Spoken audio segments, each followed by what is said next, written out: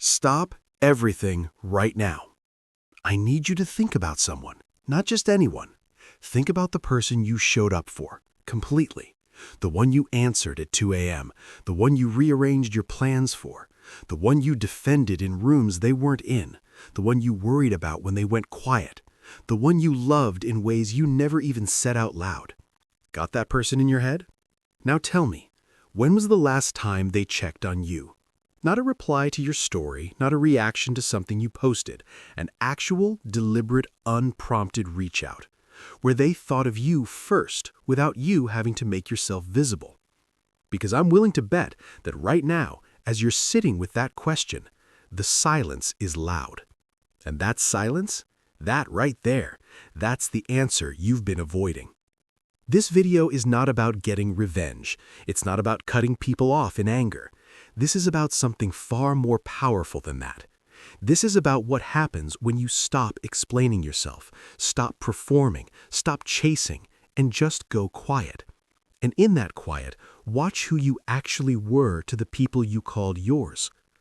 I know that sounds like loneliness. Stick with me, because by the end of this, you'll understand why that silence is the most clarifying thing you will ever experience.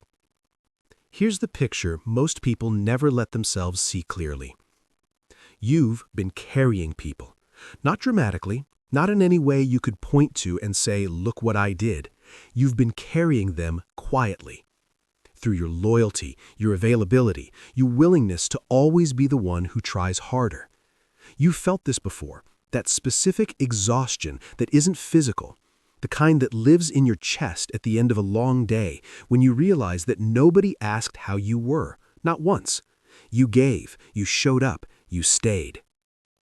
And the worst part is, you didn't even notice the imbalance for a long time, because when you love people, you don't keep score. You told yourself that's what real love looks like. No conditions, no tallying. You give because you want to, not because you expect something back. And I want to tell you, that instinct is not your flaw. That generosity is one of the most rare things a human being can carry. But here's what really hurts. The people who were never real in your life, they knew about that generosity. Not consciously, not with a villain's precision, but they knew. They knew you would stay.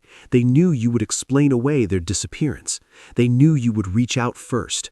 They knew you would forgive the silence, minimize the neglect, and find some reason to believe the relationship was still intact. And so they let you do all of that. Right now, you're repeating the same pattern. Every time you reach out to someone who hasn't thought about you, every time you make yourself smaller so a relationship feels comfortable, every time you interpret absence as busy instead of indifference, you are doing it again. And here's where it gets really dark. Stay with me because this next part explains everything. The damage wasn't in any single moment. It wasn't the one time they forgot. It wasn't the one time they canceled. The damage was cumulative. It was built across 1,000 small moments where you mattered less than they showed, and you saw it, felt it, and chose to dismiss it, because the alternative was too painful to accept. You were never crazy. You were just paying attention to the wrong signal. Here's what's actually happening, not in your relationship, but inside the psychology of the people who were never real. Let me introduce you to something called functional attachment. It's not a dramatic term, it doesn't sound sinister, but what it describes is one of the most quietly destructive relational patterns that exists. Functional attachment is when someone keeps you in their life not because of who you are, but because of what your presence does for them. You are not a person to them. Not fully. You are a function. You are the person who makes them feel stable, the person who is always there, the person's consistency they rely on, not to reciprocate, but to absorb. You are the emotional infrastructure of a connection they take entirely for granted. Here's what's actually happening inside this dynamic step by step. First, they learn you are safe. You don't leave. You don't escalate. When they disappear, you don't punish them for it. When they're inconsistent, you stay consistent anyway. Your behavior tells them over and over that there are no real consequences to treating you as secondary. Then they stop putting in effort. Not because they decided to stop caring, but because effort in any relationship follows perceived necessity.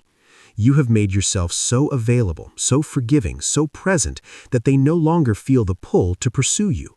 You've removed the very tension that creates genuine investment. Finally, they start to see the relationship as ambient, background, something that simply exists. They don't tend to it because it doesn't seem to need tending. You're always there. And when something is always there, the human brain stops registering its value. Think of it this way. Imagine oxygen. You don't think about it. You don't thank it. You don't wake up grateful for the fact that you can breathe. It's just there. Now imagine it disappearing. That's what you are to these people. Invisible in abundance, critical in absence. And I need you to really hear this next part. This is not a moral verdict on them. It's not that they are evil. Some of them genuinely believe they care about you. Some of them would be offended, deeply offended, if you told them you felt unseen, because in their minds the relationship is real. It's just that their relationship with your function, not with you. Their brain has categorized you as a constant, and constants don't require maintenance. Now here's where your own psychology enters the picture. Most people who find themselves in this pattern share a particular trait. Not weakness, not naivety, something far more complex. They have a high tolerance for ambiguity in relationships. They can sit with unresolved questions. Does this person actually care? For months, even years. And instead of letting that ambiguity resolve into clarity, they fill the gap with explanation, with benefit of the doubt, with narratives that protect the other person's character at the expense of their own recognition of reality. They're just going through something. They're not good at expressing themselves. This is just how they are with everyone. You've said those things. You felt the relief of those explanations because they preserved something you weren't ready to let go of. But every explanation you offered them, they never had to offer themselves. Once you see this, you cannot unsee it. The dynamic was never equal, the labor was never shared, and the silence you've been healing in is not a problem to overcome. It's a diagnostic. It's the most honest information you have ever received about who these people actually are. But here's what nobody tells you. The silence isn't what you think it is. Most people interpret the decision to heal quietly as retreat, as defeat, as the sad, resigned act of someone who gave up. They think going silent means you lost something, that the people who fade away during your quiet periods confirmed your worst fear, that you never mattered. Here's what's actually happening when you heal in silence. You are running a filter. Not deliberately, not strategically at first, but the moment you stop performing your presence, stop initiating every conversation, stop making your pain visible for sympathy, stop reaching out to fill a silence that should never be yours to fill, you reveal the truth of every single connection in your life. Because here's the thing about people who are actually real. They notice. When someone genuinely carries you in their mind, your silence registers as a disruption. They reach out, not because they heard you were struggling, not because you made it obvious, but because you exist in their internal world consistently enough that they find you, even in the quiet. Now flip that. The people who only appear when you reach out, the ones who resurface after months with a casual message as if no time has passed, the ones who only engage when you make yourself visible, when you make yourself entertaining, when you make yourself useful, they were never carrying you. You were carrying them. And I know what some of you are thinking right now. You're thinking, but maybe they're just busy. Maybe they have their own struggles. Maybe I'm being too demanding. Stop. This is not about demanding constant contact. This is not about requiring daily check-ins or performance of affection. This is about something far more fundamental. It's about whether you exist in someone's mind when you're not in their face. That's the whole question. Everything reduces to that. You are not too much. You are not asking for too much. You were just asking the wrong people. People whose relationship with you was always conditional on your effort.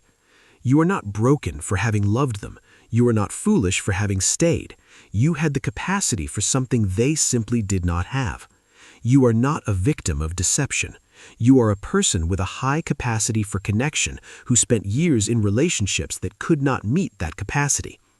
That is not a flaw, that is a mismatch. And the reframe, the real one, is this.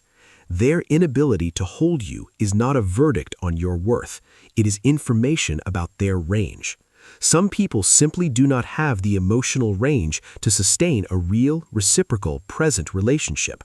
That's not cruelty, that's limitation. And you cannot pour yourself into a container that has no bottom. So let me tell you exactly what you do now. Not what you feel, not what you want, what you actually do, with precision, with calm, with a strategy that protects you without requiring you to become someone hard. First, you stop announcing your healing. This is critical.